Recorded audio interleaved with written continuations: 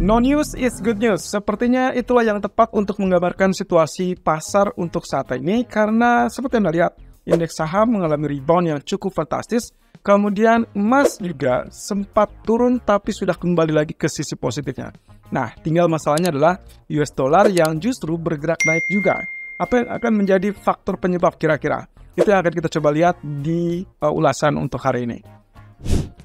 Ya, market mover untuk tadi malam kurang lebih saya mencatat ada 3 hal yang mungkin akan menjadi faktor penyebab utama.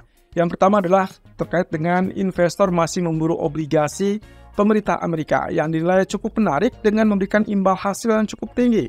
Dan itulah sebabnya kenapa responnya adalah obligasi atau bond itu mengalami kenaikan sementara yield mengalami penurunan karena aksi beli obligasi tersebut. Nah, di sisi lain, daya tarik dari obligasi pemerintah Amerika tentunya memberikan juga daya tarik atau penguatan terhadap sisi US dollar. Nah, itulah yang mengakibatkan kenapa US dollar mengalami kenaikan tapi yieldnya mengalami penurunan.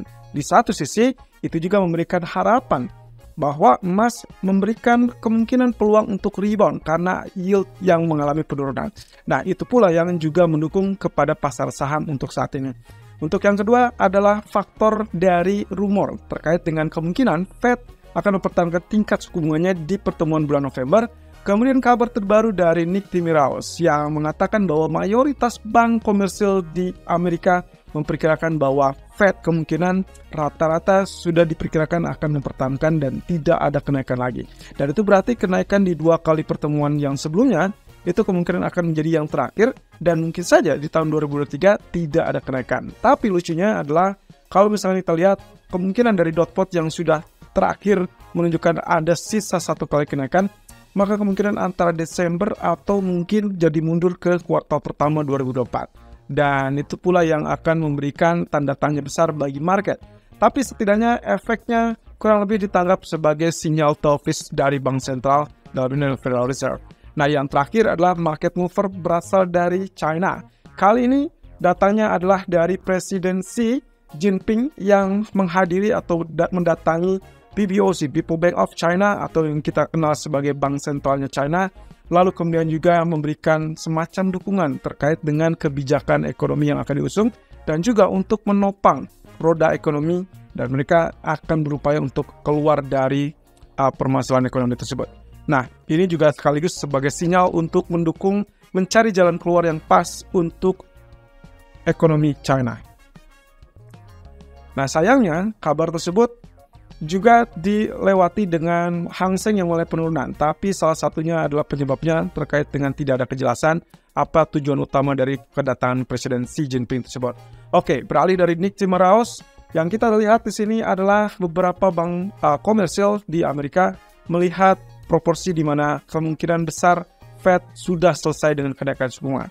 Hanya ada 1 bank yang memperkirakan kemungkinan kenaikan suku bunga tersebut baru akan dilakukan di kuartal pertama 2024, dan itu adalah LH Meyer. Dan mereka memperkirakan kemungkinan November ataupun Desember tidak ada kenaikan, sehingga potensi untuk sisa 1 kali kenaikan 2023 itu ditunda ke kuartal pertama 2024. Sementara itu ada 3 bank yang memperkirakan walaupun November tidak ada kenaikan, kemungkinan masih bisa menaikkan suku bunga di bulan Desember. Nah, ini yang akan menjadi titik yang cukup menarik. Satu sisi, kalau misalkan kita lihat dengan harga minyak yang tidak akan merambah naik ke level $100, saya rasa dengan mayoritas memperkirakan tidak ada kenaikan suku bunga, maka hal tersebut bisa saja terjadi. Tapi dengan catatan, tentunya inflasi diharapkan tidak kembali naik, dan saya rasa sangat wajar kalau misalkan bulan depan kita bisa lihat dengan inflasi di bawah 3,5%. Kalau itu yang terjadi, maka memungkinkan Desember pun tidak ada kenaikan suku bunga, dan akhirnya mungkin akan terlihat dari dot plot terbaru nantinya apakah mereka akan tetap melakukan kenaikan sisa atau sama sekali tidak ada kenaikan. Satu sisi, kehadiran Xi Jinping sebagai isyarat bahwa mereka sedang melakukan sesuatu ataupun merencanakan sesuatu, yaitu terkait dengan penerbitan surat utang baru yang kita kenal dengan surat utang negara senilai 1 triliun yuan. Nah, ini adalah bagian stimulus atau bagian dari stimulus utama yang digunakan untuk mendukung ekonomi, of course. Nah, satu sisi kedatangan presidensi ini adalah yang pertama kali sejak presidensi menjabat sebagai presiden China. Padahal itu sudah berlangsung 1 dekade terakhir. Jadi ini cukup menarik setelah sebelumnya sempat terjadi perbedaan pendapat antara PBOC dan juga pemerintah terkait dengan kebijakan apa yang akan diambil. Tapi dengan kedatangan Xi ini, kemungkinan disinyali sebagai bentuk dukungan dan mereka mungkin akan bahu-membahu untuk memperbaiki ekonomi. Sinyal positif saya rasa, dan kemungkinan kita akan lihat dalam beberapa waktu ke depan. Karena sampai saat ini belum ada kejelasan yang dipertegas dari perwakilan pemerintah ataupun dari PBOC. Apakah ini bentuk intervensi atau hanya sekedar dukungan dari pemerintah terhadap bank sentral. Ya, fokus untuk hari ini kita akan melihat dari data Jerman. Di jam 3 sore, hati-hati dengan German Business Expectation dan juga ifo Business Climate. Saya lebih fokus dengan ifo Business Climate, karena kemungkinan inilah yang akan menjadi figur utama yang biasanya akan sangat sensitif terhadap mata uang euro. So, perhatikan saja datanya. Kalau misalkan data dirilis dengan angka yang lebih kuat dari ekspektasi, kita akan dapatkan euro akan mengalami kenaikan. Tapi kalau tidak, maka euro akan mengalami penurunan. Nah, sesensitif itu karena posisinya Jerman adalah salah satu negara dengan ekonomi terbesar di zona Eropa. Nah, di sisi lain, di malam hari kita akan fokus dengan data perumahan dan juga building permits dari Amerika.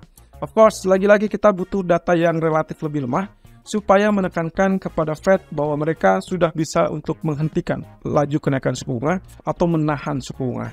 Nah, tapi kalau datanya lebih tinggi, of course ini akan membuat dolar akan semakin menguat. Dan itu berarti problematik untuk euro, pound sterling, ataupun forex yang lainnya, termasuk juga indeks saham ataupun emas berpotensi terkoreksi kembali. Nah, satu sisi lagi teman-teman, posisi ini adalah kemungkinan kita tidak akan melihat apa yang akan dirilis di minggu ini atau sepanjang minggu ini tidak mempengaruhi apa yang akan diputuskan oleh Fed di pertemuan minggu depan. Ada Lagarde dan juga Powell speak untuk malam nanti. Ya, diawali dengan Presiden Christine Lagarde yang kemungkinan akan dijadwalkan untuk berpidato di jam 00 waktu Indonesia bagian Barat. Ya, kalau dilihat dari acaranya sepertinya ini adalah acara formal, tapi sayangnya kemungkinan tidak diharapkan untuk memberikan pidato yang terkait dengan kebijakan moneter. Apalagi besok ECB dijadwalkan akan bertemu dan membahas terkait dengan kebijakan moneter berikutnya. Nah, satu sisi, Powell pun sama. Dia akan hadir di jam 3.35 waktu sebagian barat, artinya dini hari nanti.